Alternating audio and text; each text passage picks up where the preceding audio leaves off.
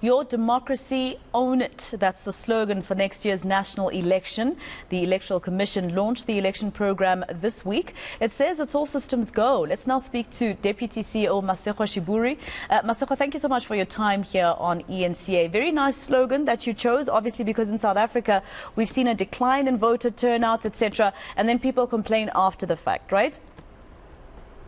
Indeed, and the campaign and hence the slogan are intended to rekindle hope and in the agency of citizens that for democracy to work, it is in our hands. Only us can make it work by the choices that we make. And one of those choices is to register, so that once you've considered the political menu offered by political parties, you can then make a choice to vote. And because if you are not registered, you will not be able to participate and shape affairs of your country in the elections.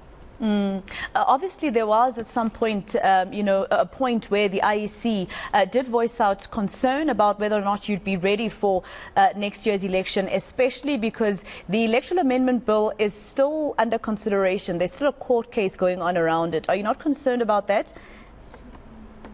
Indeed, like all South Africans, we are concerned because for as long as the case remains unresolved, it creates doubt. It creates doubt in the preparations, both for contestants as well as us as the election management body. However, on our part, we are continuing with preparations, not because we are arrogant, but because we accept that we must honor at least two constitutional imperatives. The first being that an election must be held no later than the end of August next year. Secondly, that an electoral scheme that excludes independent candidates is constitutionally impermissible. So that is the basis on which we are making our planning. And if the court hands down its judgment, we will then adjust at that point our planning if they are not in keeping with what the court ultimately decides on the aspects currently before it. Because before, Mr. Sheburi, the IEC had said that you need about 18 to 24 months to prepare for elections. And granted, you have been preparing.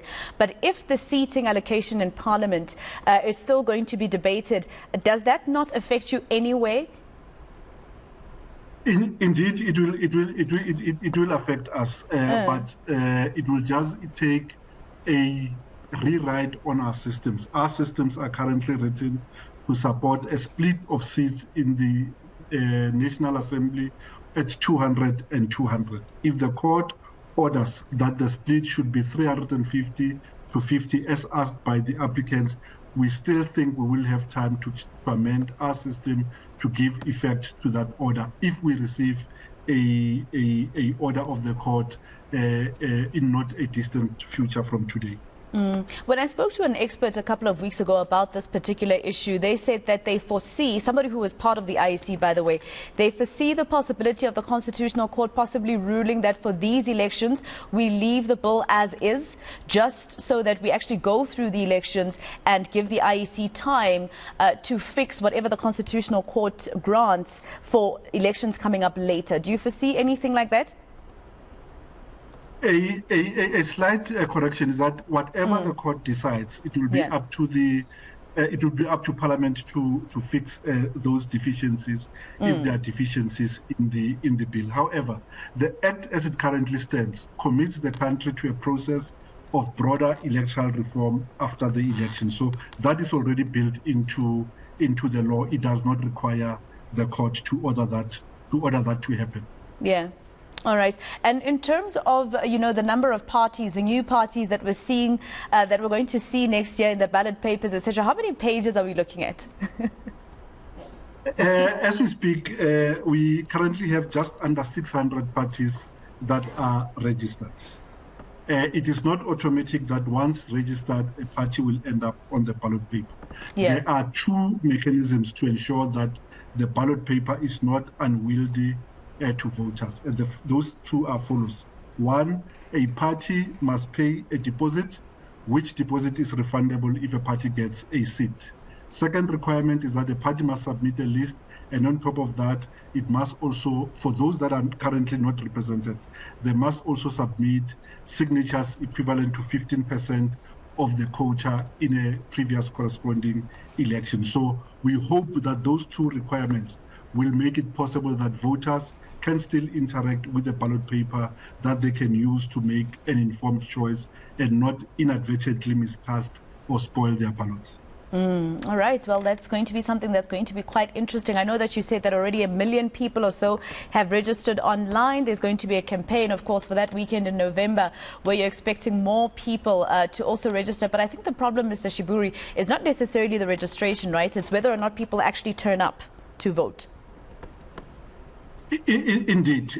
But the first start would be for people who are not registered to register, so that once they think they have political choices to make, they are able to exercise that choice. As we said, we have a registration weekend over the weekend of the 18th and the 19th, and we hope to afford South Africans an opportunity to inspect their details and those who are not registered to register. We will also have a second registration run closer to the day of the election when the date is announced.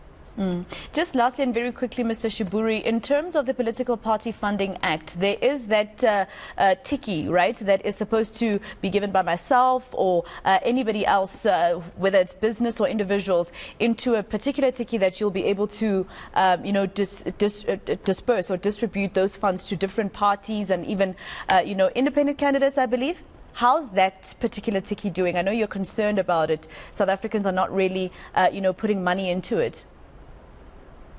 In terms of the Political Party Funding Act, there are two kitties, as you correctly point out. The second kitty, which we appeal to South Africans to support, is the Multi-Party Democracy Fund. As the name suggests, people donate money into that fund. It goes straight to the IEC, and the IEC disburses to all registered and represented parties on a basis of proportionality and equity. That is for people who do not want to donate directly to political parties, because the other fund deals with direct donations to parties, and that requires people to declare and for the party to declare the donations as well. But if you want to support democracy, not in a partisan way, there is the multi-party democracy fund, in which you could disperse, and your money will be distributed across all political parties without being partisan.